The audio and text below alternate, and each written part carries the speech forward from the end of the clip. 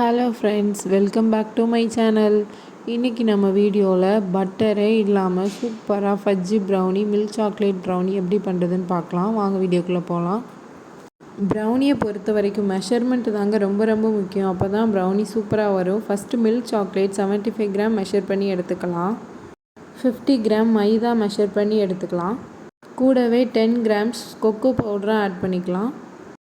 Sugar and brown sugar ரெண்டுமே equal ரேஞ்சில் எடுத்துக்கலாம். அப்போ தான் ப்ரௌனி ரொம்ப டேஸ்ட்டாக இருக்கும். First 40 gram of sugar measure பண்ணி எடுத்துக்கலாம்.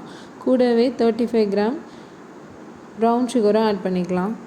இந்த ப்ரௌனி பொறுத்த வரைக்கும் பட்டர் தாங்க ரொம்ப ரொம்ப முக்கியம். ஆனால் பட்டரே இல்லாமல் இன்றைக்கி எப்படி ப்ரௌனி பண்ணுறதுன்னு தான் பார்த்துட்ருக்கோம். ஸோ அதுக்காக ரீஃபைண்ட் ஆயில் 40 ml மெஷர் பண்ணி எடுத்துக்கலாம்.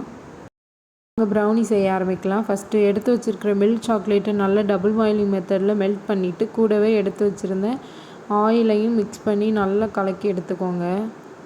இன்றைக்கி 1/4 கிலோ ப்ரௌனி மெஷர்மெண்ட் தாங்க பார்த்துட்ருக்கோம். ஸோ ஒரே ஒரு முட்டை போதும். ஒரு முட்டை எடுத்து வச்சுருக்கேன். அது கூடவே ஒரு பிஞ்ச் சால்ட்டு, அப்புறம் கொஞ்சமாக வெனிலா எசன்ஸும் ஆட் பண்ணிவிட்டு ஒரு விஸ்க் வச்சு அடிச்சுக்கலாம். இதுக்கு பீட்டர்லாம் தேவையே இல்லை, விஸ்க் வச்சு அடித்தாலே போதுங்க ப்ரௌனி பொறுத்த வரைக்கும்.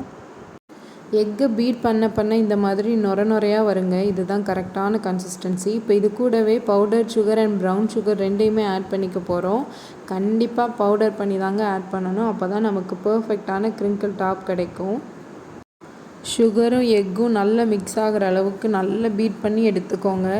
இதுதான் ரொம்ப ரொம்ப முக்கியமான ஸ்டெப் ப்ரௌனி பொறுத்த வரைக்கும். நல்லா பீட் பண்ணதுக்கப்புறமா இது கூடவே மெல்ட் பண்ணி வச்சுருக்க சாக்லேட்டையும் ஆயிலையும் ஆட் பண்ணிக்க போகிறோம். ஆட் பண்ணிவிட்டு நல்ல ஒரு மிக்ஸ் கொடுத்துக்கோங்க. ஃபைனலாக நம்ம சலிச்சு வச்சுருக்கிற மைதா மாவு அண்ட் கொக்கோ பவுடர் ரெண்டையும் ஆட் பண்ணிக்கலாம்.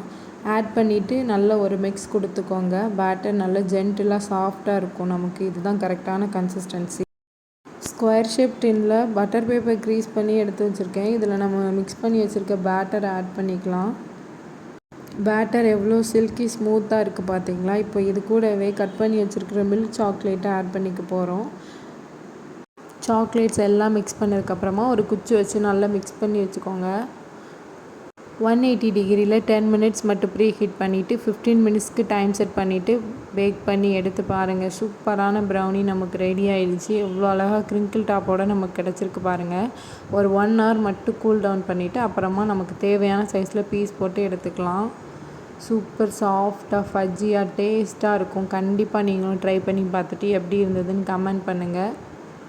இதே மாதிரி ஃபஜ்ஜி ப்ரௌனிஸ் உங்களுக்கும் வேணும்னா ஆர்டர் பண்ணிக்கோங்க. All over Tamil Nadu free shipping அவைலபிளாக இருக்குது. மறுபடியும் ஒரு சூப்பரான ரெசிபியோடு மீட் பண்ணலாம். பாய்.